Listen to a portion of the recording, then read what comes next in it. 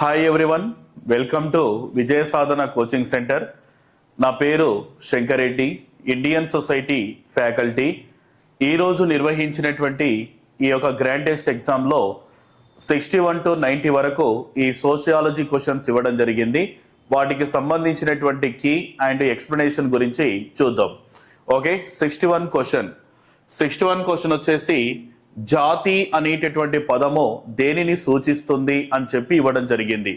What does the word caste refer to? Okay, జాతి అనేటటువంటి పదము దేనిని సూచిస్తుంది? ఒకసారి మనం చూస్తే ఈ జాతి అనేటటువంటి పదాన్ని మనం చూస్తే ఇంగ్లీష్లో ఎథ్నిసిటీ అనేటటువంటి పదాలతో, తర్వాత రేస్ అనేటటువంటి వర్డ్స్తో, అదే విధంగా క్యాస్ట్ అనేటటువంటి పదాలతో కూడా పిలుస్తారు.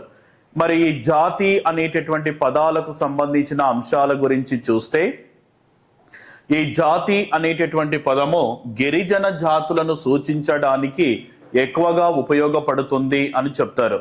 మరి ఈ యొక్క జాతి అనేటటువంటి పదము గురించి చూసినట్లయితే ఈ జాతి అనేటటువంటి పదము జాన్ అనేటటువంటి సంస్కృత భాషా పదం నుండి, ఓకే, సంస్కృత భాషా పదం నుండి ఏర్పడింది.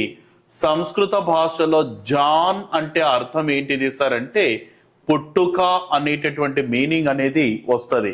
ఓకే, ఒకసారి ఆప్షన్స్ గురించి మనం చూస్తే refers to those who follow the same profession, అంటే ఒకే విధమైనటువంటి వృత్తిని అనుసరిస్తున్న వారిని సూచిస్తుంది.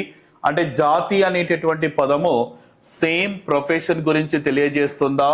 తర్వాత సేమ్ కల్చర్ అంటే ఒకే విధమైనటువంటి సంస్కృతి గురించి తెలుపుతుందా? నెక్స్ట్ వచ్చేసి సేమ్ రిలీజియన్, ఒకే రకమైనటువంటి మతాన్ని సూచిస్తుందా? Refers to those with similar genetic origins అని చెప్పి ఇవ్వడం జరిగింది. అంటే ఒకే రకమైన జన్యు మూలాలు ఉన్న వారిని సూచిస్తుంది. మరి 4 ఆప్షన్స్ లో ఆప్షన్ ఏంటిది సార్ అంటే 4th option is right answer. అంటే జాతి అనేటటువంటి పదము ఒకే విధమైనటువంటి వృత్తిని సూచించదు, ఒకే విధమైన సంస్కృతిని సూచించదు, ఒకే రకమైనటువంటి మతాన్ని కూడా సూచించదు. మరి జాతి అనేటటువంటి పదము దేనిని రెఫర్ చేస్తుంది అంటే ఒకే విధమైనటువంటి ఏవి కూడా కాదు, జన్యు మూలాల గురించి చెబుతుంది. ఓకే, ఇన్హెరిటెన్స్ అని కూడా మనం చెప్పొచ్చు. ఓకే, ఈ ఎథ్నిసిటీ అనేటటువంటి పదము ఇంగ్లీష్ వర్డ్ అని చెప్తారు. Okay, next 62 question who believed that the jajmani system regulated the division of labour and economic depends between castes అని చెప్పి ఇవ్వడం జరిగింది. మరి జడ్జ్మనీ వ్యవస్థ అనేది శ్రమ విభజన మరియు కులాల మధ్య ఆర్థిక పరమైనటువంటి అంశాల గురించి తెలుపుతుంది అని చెప్పి ఇవ్వడం జరిగింది. మరి ఈ నిర్వచనాన్ని పేర్కొన్నది ఎవరు అని చెప్పి క్వశ్చన్ ఇవ్వడం జరిగింది. మరి జడ్జ్మనీ సిస్టానికి సంబంధించినటువంటి కొంతమంది మనం అబ్జర్వేషన్ చేస్తే ఈ జడ్జ్మనీ సిస్టమ్ మీద కొంతమంది కొన్ని రకాలుగా నిర్వచనాలు ఇచ్చిండ్రు. వాళ్ళు ఎవరెవరు అని ఒకసారి మనం చూస్తే ఒకటి వచ్చేసి ఆస్కార్ లెవిస్ అనేటటువంటి పర్సన్, తర్వాత another sociologist William Wiser. Okay, William Wiser. Next another sociologist Beidelman. తర్వాత next another sociologist Edmund Leach అని చెప్పి మొత్తము 4. తర్వాత ఇంకొక సోషియాలజిస్ట్ ఆచార్య మాండెల్ బామ్ అని చెప్పి అనదర్ సోషియాలజిస్ట్ ఆచార్య మాండెల్ బామ్. ఓకే, మొత్తం 5 మంది 5 రకాలుగా నిర్వచనాలు చెప్పిండ్రు. అయితే ఇందులో క్వశ్చన్ ఏంటిది అంటే శ్రమ విభజన తర్వాత కులాల మధ్య గల ఆర్థిక పరమైన ఆధారత్వంను క్రమబద్ధం చేసేది ఏంటిది అని చెప్పి క్వశ్చన్ ఫ్రేమ్ చేసిండ్రు. అదేంటిదో ఒకసారి మనం చూద్దాం. ఈ ఆస్కార్ లెవిస్ చెప్పినటువంటి కాన్సెప్ట్ ఏంటిది అంటే ఇప్పుడు ఫర్ ఎగ్జాంపుల్ పైన ఉండేటటువంటి యజమాని తీసుకుందాం.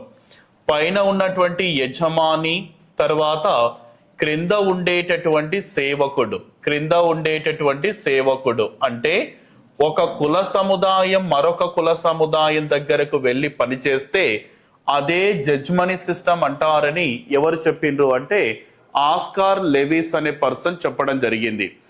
ఒక కుల సముదాయం వారు మరొక కుల సముదాయం దగ్గరికి వెళ్ళి పనిచేస్తే అదే జడ్జ్మనీ సిస్టమ్ అని ఆస్కార్ లెవిస్ చెప్పిండు. సార్ ఇక్కడ జడ్జ్మనీ సిస్టమ్ అంటే అర్థం ఏంటిది అంటే ఈ యొక్క జడ్జ్మనీ సిస్టమ్, అసలు జడ్జ్మనీ అనేటటువంటి పదము సంస్కృత భాషలోని సంస్కృత భాషలోని దేని నుంచి ఏర్పడింది అంటే యజమాన్. సంస్కృత భాషలోని యజమాన్ నుండి ఏర్పడింది. మరి సంస్కృత భాషలో యజమాన్ అంటే అర్థం ఏంది అంటే యజ్ఞాలు హోమాలు నిర్వహించేవారు అనేటటువంటి అర్థాలు ఇక్కడ వస్తాయి మనకు. యజ్ఞాలు హోమాలు నిర్వహించేవారు అని చెప్పొచ్చు. అయితే ఇక్కడ మనకు నిర్వచనం గురించి చూసినట్లయితే ఆస్కార్ లెవిస్ అని చెప్పి ఇచ్చేయండి. ఇక్కడ ఒక కుల సముదాయం వారు మరొక కుల సముదాయం దగ్గరకు వెళ్ళి పనిచేస్తే దానిని జడ్జ్మనీ సిస్టమ్ అంటారని ఈయన మెన్షన్ చేసిండు. మరి విలియం వైజర్ గురించి చూస్తే ఇతను ఏం చెప్పింది సార్ అంటే ఇతను 1925 నుంచి 1930 వరకు అనగా ఉత్తరప్రదేశ్ రాష్ట్రంలోని కరీంపూర్ అనేటటువంటి ప్రాంతంలో 1925 నుంచి 1930 వరకు పరిశోధన చేయడం అన్నది జరిగింది. పరిశోధన చేసి Hindu jajmani system behind wood walls అనేటటువంటి 2 బుక్స్ కూడా రాయడం అన్నది జరిగింది. అయితే ఈ విలియం వైజర్ మళ్ళీ ఉత్తరప్రదేశ్ రాష్ట్రంలోని మెయిన్పురిలో కూడా చాలా వరకు పరిశోధనలు చేయడం అన్నది కూడా జరిగింది. అంటే ఇది కూడా ఈయన నిర్వచనం చెప్పలేదు. అంటే శ్రమ విభజన ఆర్థిక పరమైన ఆధారత్వం అనే పదాన్ని మెన్షన్ చేయలేదు. నెక్స్ట్ బీడల్మన్ గురించి చూద్దాం. మరి బీడల్మన్ గురించి చూసినట్లయితే ఇతను జడ్జ్మనీ సిస్టమ్ అనునది ప్యూడల్ విధానంగా పేర్కొన్నది ఎవరు సార్ అంటే ప్యూడల్ విధానము అంటే అర్థం ఏంటిది అంటే భూస్వామ్య విధానము అని పిలుస్తారు. ప్యూడల్ సిస్టమ్ అంటే ఏంటిది సార్ అంటే భూస్వామ్య విధానము అని పిలుస్తారు. అంటే ఇతను కూడా శ్రమ విభజన ఆర్థిక పరమైన ఆధారత్వం గురించి మెన్షన్ చేయలేదు. బీడల్మన్ యొక్క బుక్ కూడా ఉంటుంది. ఆ బుక్ పేరు వచ్చేసి ఏంటిది అంటే the comparative analysis of jajmani system అనే బుక్ రాసిండు. బట్ ఈయన కూడా మెన్షన్ చేయలేదు. మరి ఎడ్మండ్ లీచ్ ఇతనేం చెప్పింది సార్? ఎడ్మండ్ లీచ్ అంటే సాధారణంగా జడ్జ్మనీ సిస్టమ్ అనునది శ్రమ విభజన మరియు ఆర్థిక పరమైన ఆధారత్వము అనే పాయింట్ను ఇతను మెన్షన్ చేయడం జరిగింది.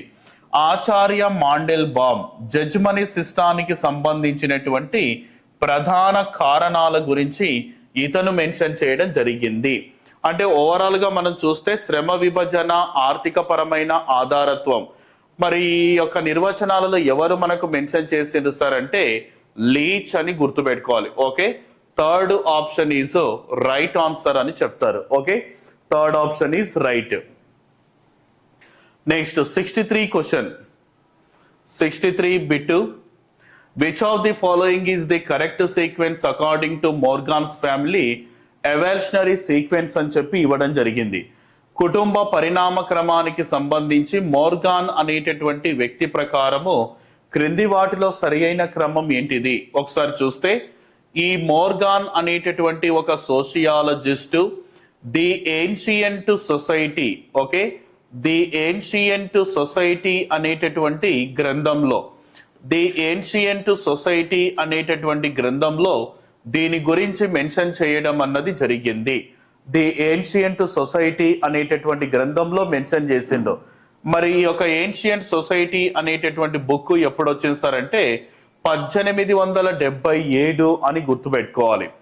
మరి ఈ యొక్క పరిణామ క్రమానికి సంబంధించిన దాంట్లో చూస్తే ది ఏన్షియంట్ సొసైటీ అనేటటువంటి గ్రంథంలో మెన్షన్ చేయడం జరిగింది పరిణామ క్రమము. అయితే అరిస్టాటిల్ గాని, ప్లేటో గాని, సమ్నర్ గాని, మోర్గాన్ తర్వాత వచ్చేసి ఇంకా చాలా మంది సోషియాలజిస్టులు.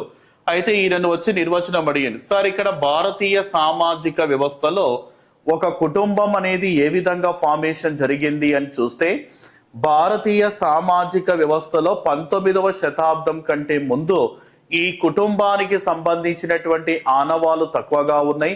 ఈ కుటుంబాలు అనేటటువంటి పదాలు 19th సెంచరీ నుంచి ఎక్కువగా వినబడినట్లుగా ఈయన చెప్తున్నారు.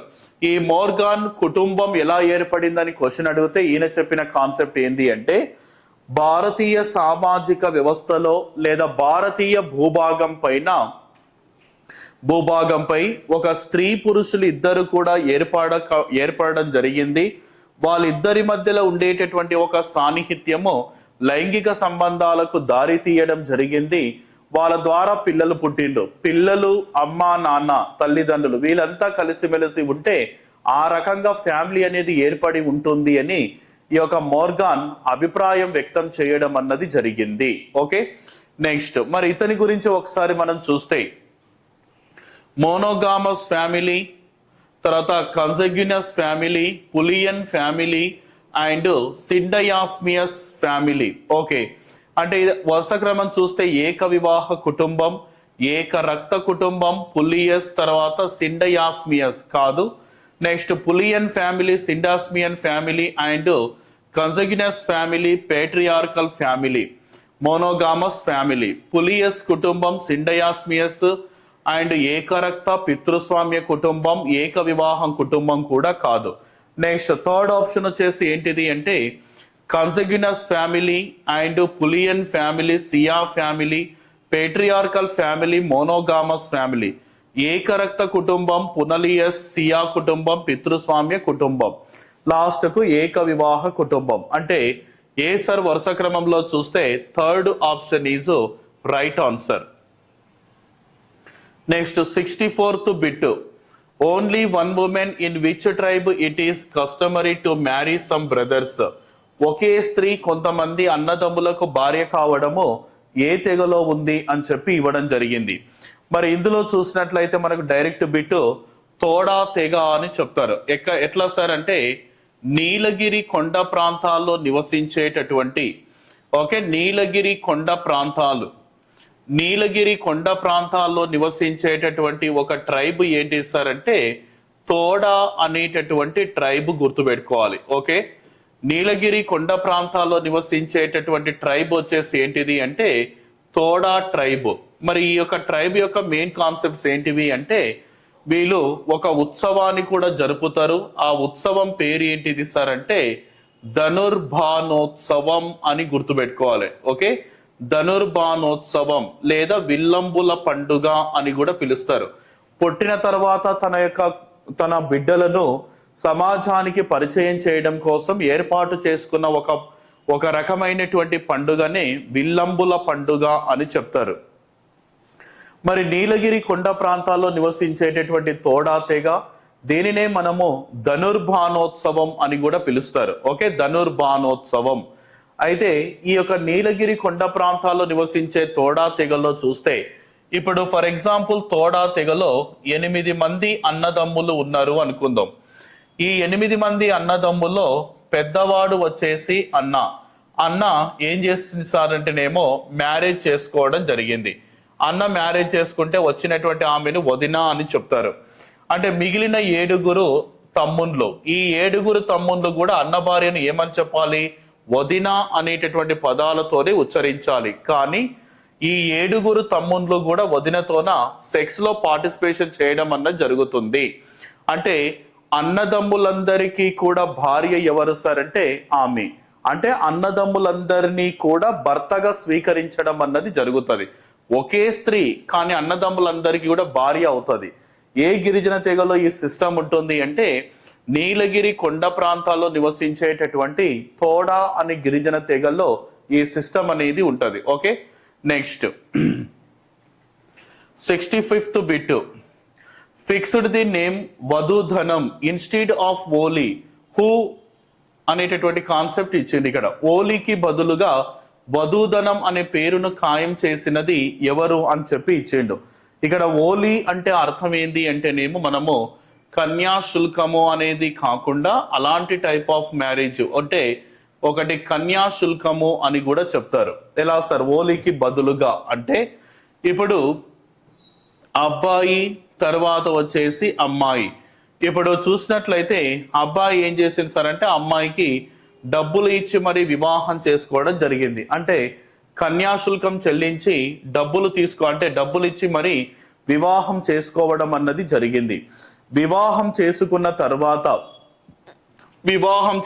తర్వాత భార్య వేరొకరితో వెళ్ళిపోయినప్పుడు ఆ రెండవ భర్త మొదటి భర్తకు మళ్ళీ డబ్బులు ఇవ్వవలసి వస్తుంది. ఓకే, మరి ఇలాంటి దానిని వధూదనం అనేటటువంటి పేరుతో పిలుస్తారు. ఈ పదాన్ని మెన్షన్ చేసిన పర్సన్ ఎవరు సార్ అంటే లెస్లీ వైట్ అని గుర్తుపెట్టుకోవాలి. Okay, second option is right answer. Next వచ్చేసి 66th బిట్.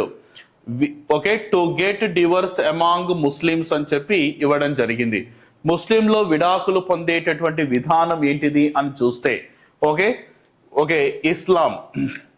తర్వాత ఇస్లాంలో వెడ్డింగ్ సిస్టమ్ ఎలా ఉంటుంది? టు గెట్ డివర్స్ అమాంగ్ ముస్లింలో విడాకులు పొందేటటువంటి విధానం ఏంటి సార్ అంటే మరి ఇందులో చూస్తే ముసాయిదా పత్రంపై సంతకం చేయడం ద్వారానా, ముబారత్ ద్వారా, కోర్టు ద్వారా, తర్వాత వచ్చేసి by saying talaq 3 times in front of at least 2 witness, కనీసం 2 సాక్షుల ముందు 3 సార్లు తలక్ చెప్పడం ద్వారా. Okay, 4th option is right answer. Next 67th bit. అనాహుత మ్యారేజ్ మీన్స్ బై ఇంట్రూసియన్ అని చెప్తారు. అనాహుత వివాహము అంటే ఏంటి సార్ అంటే marrying a woman against her will, ఒక స్త్రీని ఆమె ఇష్టానికి వ్యతిరేకంగా వివాహం ఆడుట. ఓకే, ఇష్టానికి వ్యతిరేకంగా వివాహం ఆడుట. Marrying a woman belonging to an enemy group, okay, శత్రు సమూహానికి చెందిన స్త్రీని వివాహం ఆడుట. Entering the house of an unwilling young man and marrying him at any cost. Okay, ఇష్టం లేకున్నా యువకుని ఇంట్లో ప్రవేశించి ఎన్ని హింసలు ఎదుర్కొనైనా సరే అతనిని వివాహం ఆడుట. ఓకే, నెక్స్ట్ వచ్చేసి ఇష్టం లేదన్న యువకుని ఇంద్రజాలం లొంగ తీసుకొని వివాహం ఆడుట. మరి ఏంటి సార్ బై ఇంట్రూసియన్ మ్యారేజ్ అంటే థర్డ్ ఆప్షన్ ఈజ్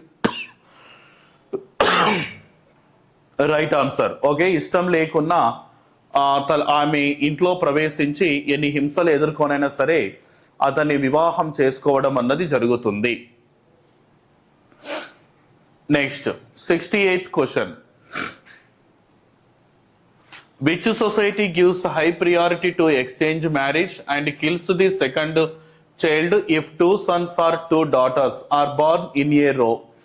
మరి వినిమయ వివాహంనకు అధిక ప్రాధాన్యతను ఇస్తూ వరుసగా 2 కుమారులు గాని 2 కూతుర్లు గాని పుడితే రెండవ బిడ్డను చంపివేసే ఆచారం కనిపించే సమాజం ఏంటిది?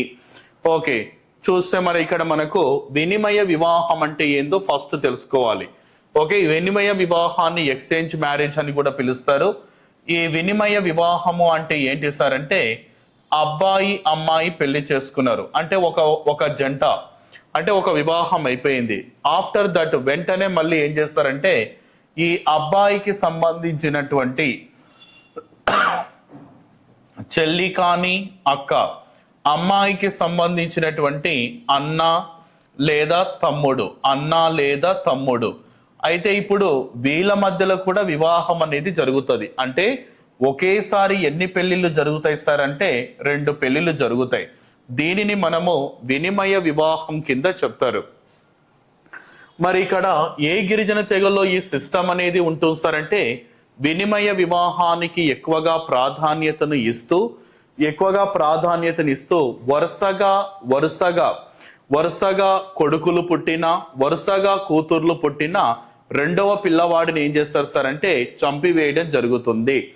వరుసగా 2 కొడుకులు పుట్టకూడదు, వరుసగా 2 కూతుర్లు పుట్టకూడదు.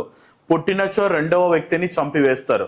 సార్ మొదటి తరంలో అబ్బాయి నెక్స్ట్ అమ్మాయి పుడితే ఏం కాదు, ఫస్ట్ అమ్మాయి తర్వాత అబ్బాయి పుడితే ఏం కాదు. కానీ ఒకేసారి అలా పుడితే అంటే రెండు సార్లు అలానే జరిగితే రెండవ వ్యక్తిని చంపడం జరుగుతుంది. ఈ సిస్టమ్ ఎక్కడ ఉంటుందని చెప్పి బిట్టు అడిగిండు. ఎక్కడ సార్ అంటే న్యూ గినియాలోని బనారో అనే గిరిజన తెగలో ఈ సిస్టమ్ ఉంటుంది. ఆఫ్రికాలోని కాకి కాదు, భారత్లోని కిల్ కాదు, ఆఫ్రికాలోని అపాంటే అనే దాంట్లో కూడా కాదు. First option is right answer. ఇంకొకటి, అబ్బాయి అమ్మాయి మ్యారేజ్ చేసుకున్న తర్వాత అబ్బాయి వాళ్ళ ఫాదర్, ఓకే, అబ్బాయి వాళ్ళ ఫాదర్, ఆ ఫాదర్ వాళ్ళ వచ్చేసి ఎవరు సార్ అంటేనేమో ఫ్రెండ్, ఓకే, ఫ్రెండ్. ఈ మ్యారేజ్ చేసుకున్న వెంటనే తన భార్యను వాళ్ళ తండ్రి యొక్క ఫ్రెండ్ దగ్గరికి పంపిస్తాడు. పంపించిన తర్వాత ఒక శిశువుకు జన్మనిచ్చేంత వరకు వాళ్ళ ఫ్రెండ్ దగ్గరనే ఆమె కాపురం చేస్తుంది. జస్ట్ ఇతను తాళి కట్టడం వరకే ఉంటది, నేను వెళ్తా చూస్తా ఇలాంటివన్నీ కూడా ఉండవు. ఇలాంటి సిస్టమ్ ఎక్కడ ఉంటుంది సార్ అంటేనేమో ఈ న్యూ గినియాలోని బనారో అనే గిరిజన తెగలో కూడా ఉంటది.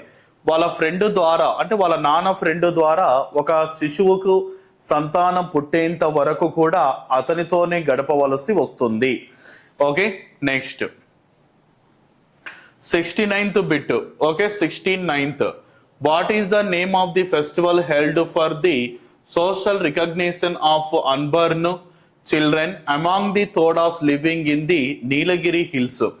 నీలగిరి కొండల్లో నివసిస్తున్న తోడాలలో పుట్టబోయే పిల్లలకు సామాజిక గుర్తింపు కోసం జరిగే ఉత్సవాన్ని ఏమని పిలుస్తారని చెప్పి బిట్ అడిగిండు.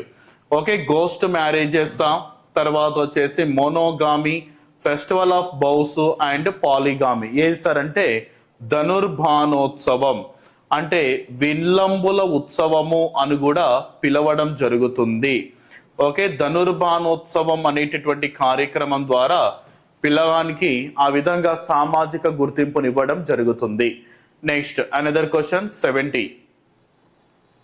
If all the gotras of a tribe form 2 clans, then the social structure formed is called dual system. But what is the name of those clans? ఒక తెగలోని గోత్రాలన్నీ కలిసి 2 గోత్ర కూటములుగా ఏర్పడితే అప్పుడు ఏర్పడిన సమాజ నిర్మితిని ద్వంద్వ వ్యవస్థాపన అంటారు. అయితే ఆ గోత్ర కూటముల పేరేమిటి అని చెప్పి ఇవ్వడం జరిగింది. ఓకే, బైసెంట్ అండ్ మోజ్డే ద్విశాఖ వంశం డిసెంట్ సెక్షన్ ఖండికా గోత్ర సమితి. Okay, fourth option is right answer. Okay, కొంతమందిలో చూసినట్లయితే 2 లేదా అంతకంటే ఎక్కువ గోత్ర నామాలు కూడా ఉంటాయి. ఆదిలాబాద్ జిల్లాలో ఉండేటటువంటి గోండులకు గోత్రనామాలు ఏంటివి సార్ అని చూసినట్లయితే ఒకటి వచ్చేసి రాజ్ గోండ్స్. ఓకే, రాజ్ గోండ్స్. తర్వాత వచ్చేసి ఏంటిది అంటే గోండ్స్. ఇది ఆదిలాబాద్ జిల్లాలో ఉండేటటువంటి ఈ యొక్క కొంతమంది గోండులకు 2 గోత్రనామాలు కూడా ఉంటాయి. 2 లేదా అంతకన్నా ఎక్కువ గోత్రాలు వస్తే దానిని గోత్ర కూటమి అని పిలుస్తారు. క్లాన్ కమ్యూనిటీ లేదా క్లాన్ గ్రూప్స్ అని కూడా పిలుస్తారు. Fourth option is right answer. Okay, next 71 question. Commission of enquiry in to the clashes in Maharashtra in 1970. 1970లో మహారాష్ట్రలో జరిగిన ఘర్షణలపై విచారణ చేపట్టిన కమిషన్ అని చెప్పి ఇవ్వడం జరిగింది. మరి ఇది కమ్యూనలిజానికి సంబంధించినటువంటి క్వశ్చన్. మనకు ఒక కోడ్ కూడా ఉంటది, అదంతా కూడా BMAJS, తర్వాత BMAJS, తర్వాత వచ్చేసి ఇంకా AMBS, తర్వాత ఇంకొకటి వచ్చేసి బాబ్. ఓకే, బాబ్, తర్వాత వచ్చేసి GKA. ఓకే, ఇది ఒక కోడ్. అంటే మతతత్వానికి సంబంధించినటువంటి 3 పేపర్లు అర్థం కావాలంటే ఈ ఒక్క కోడ్ గుర్తు పెట్టుకుంటే సరిపోతుంది. ఏంటి సార్ కోడ్ ఒక్కొక్కటి ఇంప్లిమెంటేషన్ చేస్తే? బెంగాలీ మత సంఘర్షణలు, మధ్యప్రదేశ్ మత సంఘర్షణలు, తర్వాత ఇది వచ్చేసి అహ్మదాబాద్ మత సంఘర్షణలు, జలంగన్, ఇదే ఇక్కడ జలంగన్ మత సంఘర్షణలు ఎక్కడ అంటే మహారాష్ట్రలో 1970లో జరిగింటది. జలంగన్ మత సంఘర్షణలు, సిక్కు రియోట్స్, తర్వాత వచ్చేసి ఔరంగాబాదు, మీరట్, బీదర్ సిక్కు, తర్వాత బాగల్పూర్, బాబ్రీ మసీద్, గోద్రా, కాందమల్ అండ్ అస్సాం. ఇప్పుడు మనకు జే అనే దాని మీద బిట్ అడిగిండు. మహారాష్ట్రలో అంటే జలంగన్ జరిగిన ఘర్షణపై విచారణ కమిషన్. ఓకే, దీనికి కరెక్ట్ ఆన్సర్ వచ్చేసి ఫస్ట్ ఆప్షన్ అని చెప్తారు. ఎట్లా సార్? పాండే కమిషన్ అనున్నది ఇది దేని మీద వేసిండ్రు సార్ అంటే ప్రాంతీయ తత్వం దగ్గర కనిపిస్తుంది మనకు. లిబర్హాన్ కమిషన్ అనున్నది అయోధ్య రామ మందిర్ మీద, ఓకే, బాబ్రీ మసీదు వివాదానికి సంబంధించిన కమిషన్. దీనిని అప్పట్లో పివి నరసింహారావు, తర్వాత వచ్చేసి కళ్యాణ్ సింగ్, ఉత్తరప్రదేశ్ సీఎం, వీళ్ళిద్దరు కలిసి ఈ కమిషన్ ను ఫామ్ చేసింటారు. కమిషన్ నివేదిక కూడా చెప్పింటది 17 సంవత్సరాల తర్వాత ఆ కమిషన్ నివేదిక ఏంటి సార్ అంటే రాజకీయాలు అనునవి మతతత్వానికి దూరంగా ఉండమని చెప్పింటది. ఓకే, ఏది కదా అంటే మనకు first option is right answer, DP Madan commission. తర్వాత 72 bit, identify the correct once among the following. ఈ క్రింది వాటిలో సరైనవి గుర్తించండి. This issue is due to the installation of idols of Rama and Sita in the Babri Masjid in 1948. 1948 when Govind Vallabh Pant was the Chief Minister of Uttar Pradesh అని చెప్పి ఇవ్వడం జరిగింది.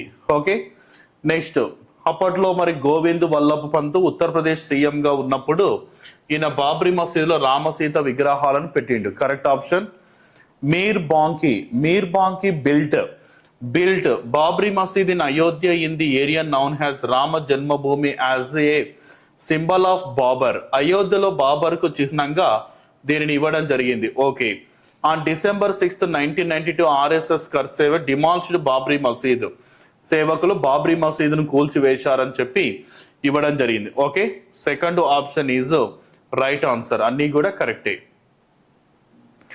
Next 73rd question, which of the following commission recommended 27% reservation for background classes in government jobs and higher educational institutions అని ఉంది. అంటే వెనుకబడిన తరగతులకు లేదా ఓబీసీలకు 27% రిజర్వేషన్స్ కల్పించాలని సిఫార్సు చేసిన కమిషన్ ఏంటిదని చెప్పి బిట్ అడిగిండు. ఓకే, భారతదేశంలో మొట్టమొదటిసారిగా ఏర్పడిన ఓబీసీ కమిషన్ కాకా కాలేల్కర్, బీపీ మండల్ కమిషన్ అనేది సెకండ్ కమిషన్ అని చెప్తారు. ఈ యొక్క కాకా కాలేల్కర్ కమిషన్ 1953లో ఏర్పడింది.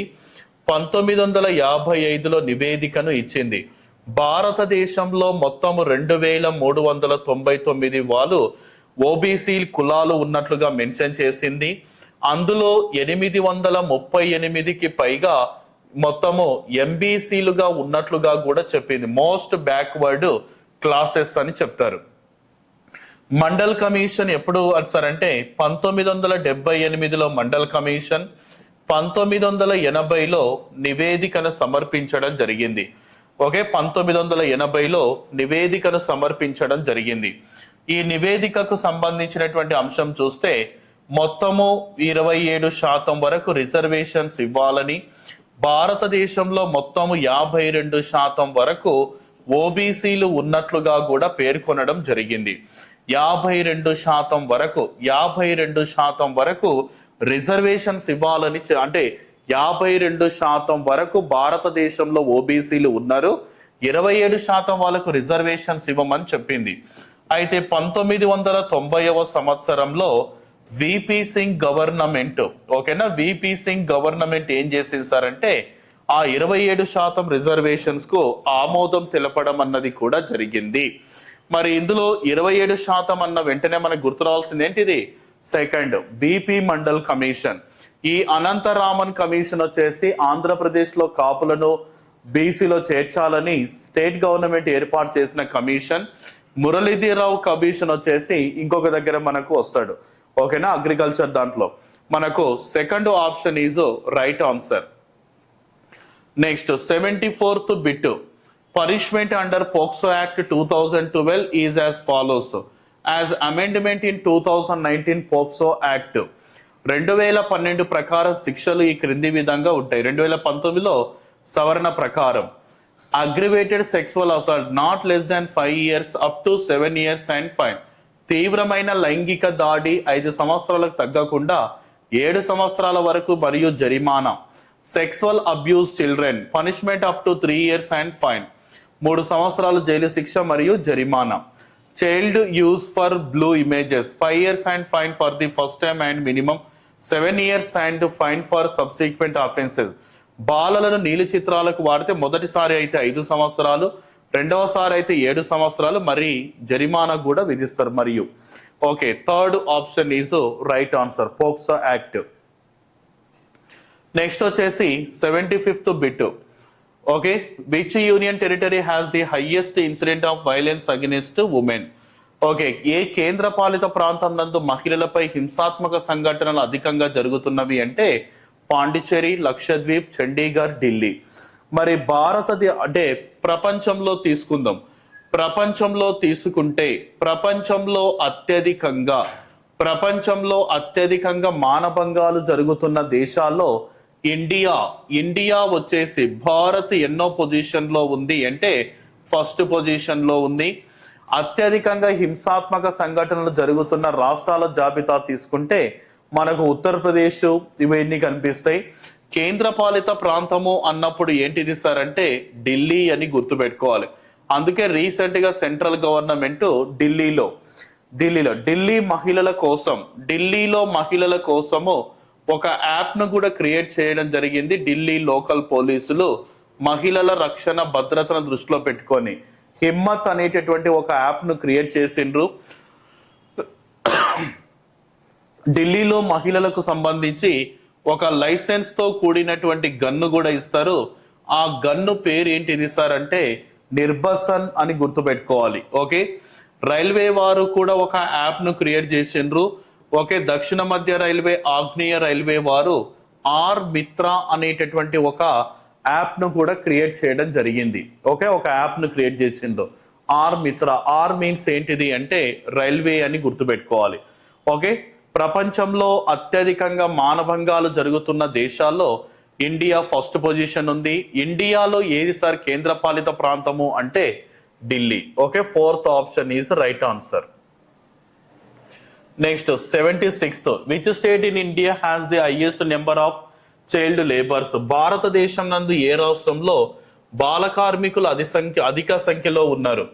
Okay, according to 2001 total number of child labor in India 1.26 crores. According to 2011 total number of child labor in India 43.53 lakhs. According to 2011 ఒక కోడ్ చెప్తా, ఆ కోడ్ ఫాలో అప్ కండి. ఓకే, యుఎం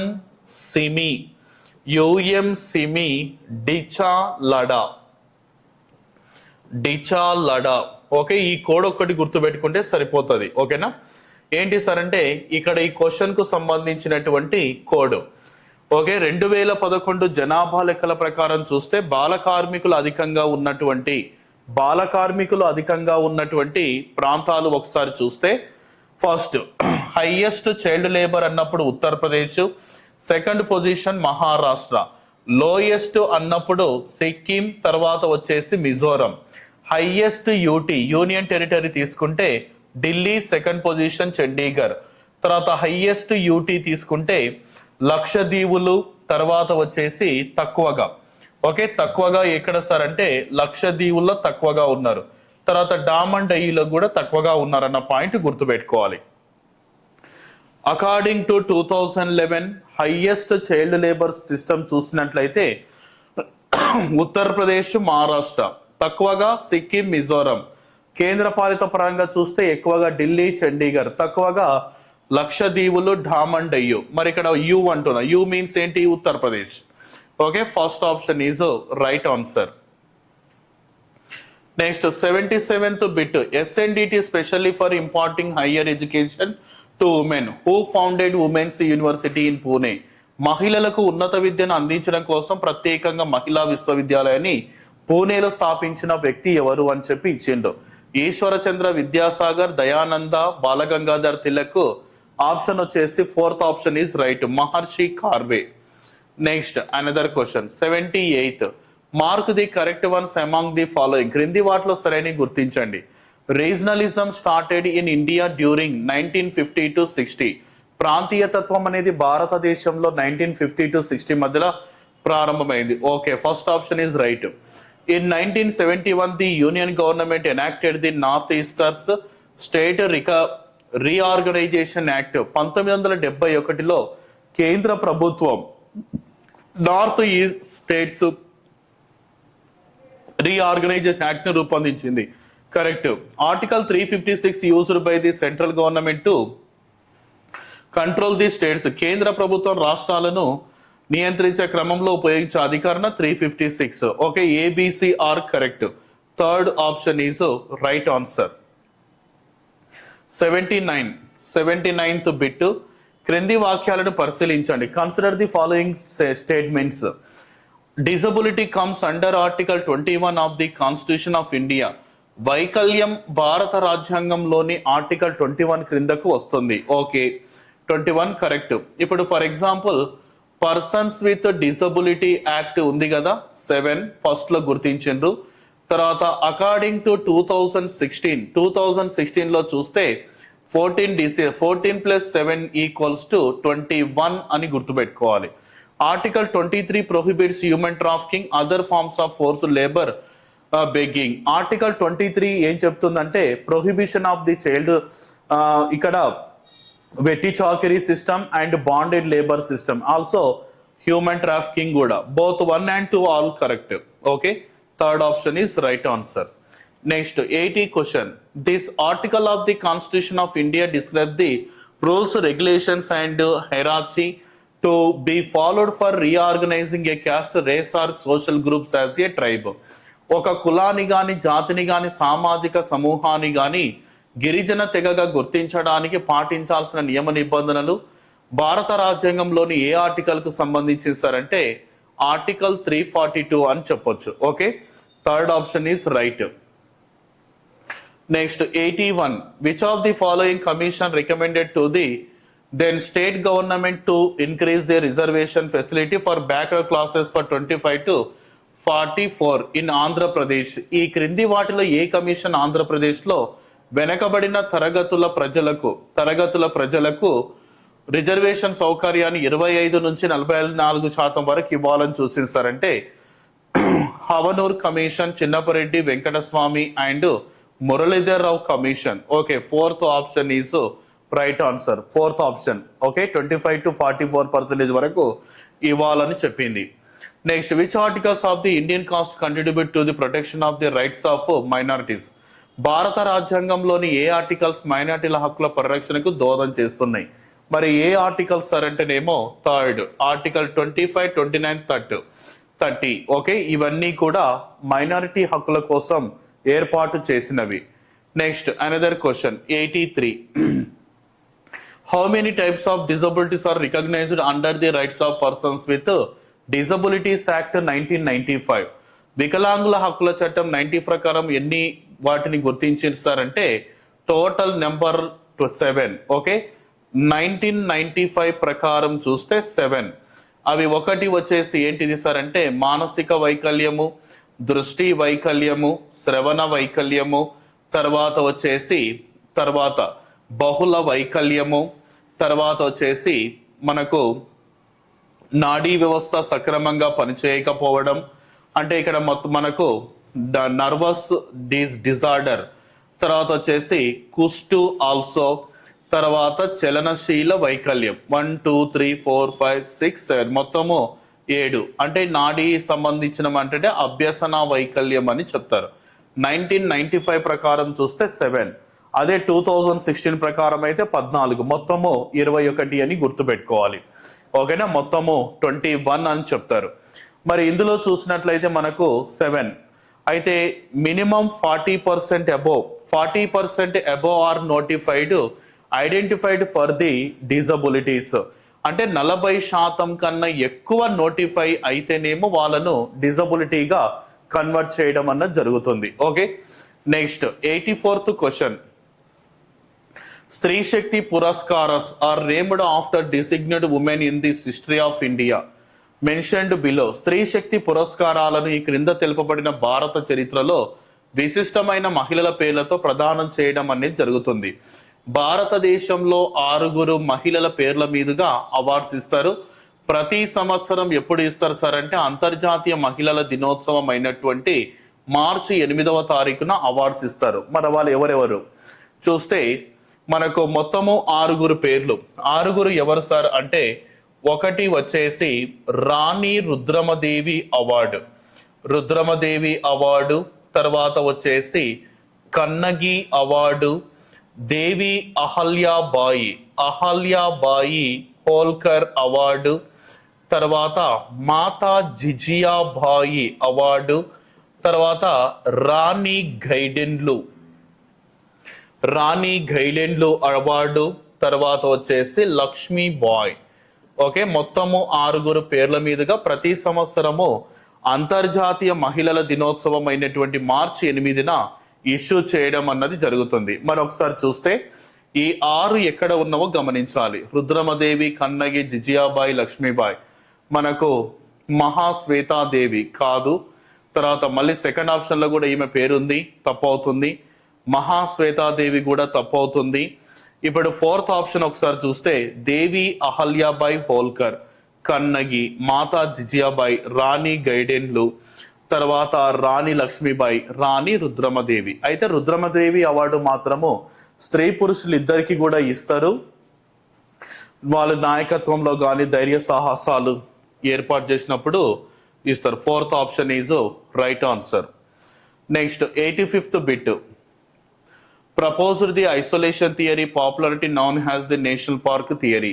జాతీయ పార్క్ సిద్ధాంతంగా పేరు పొందిన ఏకాంత సిద్ధాంతం ప్రతిపాదించినది ఎవరు? ఎల్విన్, తర్వాత ఏవి తక్కర్, గర్యే అండ్ నెహ్రూ. ఎవరు సార్ అంటే Elwin. First option is right. Next improper aspects regarding forest rights of tribal identity. గిరిజనులు అటవీ హక్కులకు సంబంధించి సరికాని అంశాలను గుర్తించండి. Tribal forest act 2006 correct. In tribal inhabitant areas non tribals can settled. గిరిజనుల నివాసిత ప్రాంతాలలో గిరిజనేతు నివాసము ఏర్పరచుకోవచ్చు. ఇది తప్పవుతుంది. తర్వాత tribals have full rights in collection of forest produce. అటవీ ఉత్పత్తుల సేకరణ పూర్తి హక్కులు గిరిజనులవే. State government is responsible for recognition of forest rights and distribution of అటవీ హక్కులు గుర్తించిన భూ పంపిణీ బాధ్యత రాష్ట్ర ప్రభుత్వానిదే. ఓకే, మరి సరికానిది ఏదవుతుంది సార్ అంటే second option is correct option. Okay, ఇది మొత్తం కూడా అంటే గిరిజనులు ఉన్న ప్రాంతాలలో వేరే వాళ్ళు వచ్చి ఆవాసం ఏర్పాటు చేసుకోవడము తప్పు అవుతుంది. Okay, 87. Year of establishment of the post of special officer for linguistic minorities. భాషాపరమైన మైనారిటీల కోసం ప్రత్యేకాధికారి యొక్క పదవి ఏర్పాటు చేయబడిన సంవత్సరం. ఓకే, ఎప్పుడు సార్ అంటే 1957. Okay, next another question 88. Consider the comments below regarding right to education act. ఎప్పుడు సార్ అంటే ఈ యొక్క రైట్ టు ఎడ్యుకేషన్ యాక్ట్ ఎప్పుడు వచ్చింది అని ఒకసారి మనం చూస్తే ఈ రైట్ టు ఎడ్యుకేషన్ అని యాక్ట్ వచ్చేసి 2005 అని చెప్తారు. మరి the right to education came in to force through the 19th constitutional amendment in 2022 అని చెప్పి ఇవ్వడం జరిగింది. ఓకే, 2022లో చేపట్టిన 90వ రాజ్యాంగ సవరణ ద్వారా విద్యా హక్కు అమల్లోకి వచ్చింది అనేటటువంటి పాయింట్ ఇవ్వడం జరిగింది. ఓకే, మరి ఫస్ట్ ఆప్షన్ అనున్నది తప్పు అవుతుంది. 6 to 14 years article 28 states that government shall provide free and compulsory education to children under the age of 10 years as prescribed bill. 6 నుంచి 14 సంవత్సరాల లోపు పిల్లలకు 6 నుండి 14 సంవత్సరాల లోపు పిల్లలకు ఉచిత నిర్బంధ ప్రాథమిక విద్యా హక్కును కల్పించేటటువంటిది ఏ సార్ అంటే 21A. Second option also right answer. Article 15A states that parents must send their children to school. తల్లిదండ్రులు తమ పిల్లలను తప్పనిసరిగా పాఠశాలలకు పంపాలని 51A అధికరణ చెప్తుంది. Okay, 6 years for children 51A mark the correct statement that the government is also responsible for providing care and education till the age of majority. చిన్న పిల్లలకు 6 సంవత్సరాలు పూర్తయ్యే వరకు సంరక్షణ మరియు విద్య అందించే బాధ్యత కూడా ప్రభుత్వానిదేనని 15A పేర్కొంది. ఓకే, మరి ఇందులో సరైనది ఏది సార్ అంటే second option. Okay, BCD. Okay, 6 to 14 and article 15A and 6 years 51A also correct. Second option is right. When did the central government first set up the Kaka Kalelkar Commission? కేంద్ర ప్రభుత్వం తొలిసారిగా ఎప్పుడు కాకా Kalelkar commission form చేసింది అంటే 1953, commission 1953, report submitted 1955, total number of OBC caste in India 2399, and 838 OBC caste are ఎంబీసీలుగా కూడా identify చేసింది. MBC అంటే మోస్ట్ బ్యాక్వర్డ్ క్లాసెస్ అన్న పాయింట్ చెప్తారు. Okay, 53 correct option. Next another question 90. The programme of the government of India called Ujjwala was set up to help. Ujjwala అనేటటువంటి పథకము దేనికోసం ఏర్పాటు చేయబడినది అని బిట్ అడిగిండు. విక్టిమ్స్ ఆఫ్ ఫోర్స్డ్ ప్రాస్టిట్యూషన్, బలవంతపు వ్యభిచార బాధితుల, ఎయిడ్స్ బాధితులు అండ్ ఎయిడ్స్ విక్టిమ్స్ ఆఫ్ వెట్టి చాకిరి బాధితుల, విక్టిమ్స్ ఆఫ్ న్యాచురల్ క్లామిటెడ్, ప్రకృతి వైపరీత్య బాధితుల కోసమా. ఎందుకు ఉజ్వల పథకం ఏర్పాటు చేసిందంటే బలవంతపు వ్యభిచార బాధితులను రక్షించడం కోసం, వారికి పునరావాసం కల్పించడం, ఫ్రీ ఎడ్యుకేషన్ కోసం ఏర్పాటు చేసినటువంటి పథకమే ఏంటి సార్ అంటే ఉజ్వల అని చెప్తారు. ఓకే, ఇది ఓకే అండి. Thank you all of you.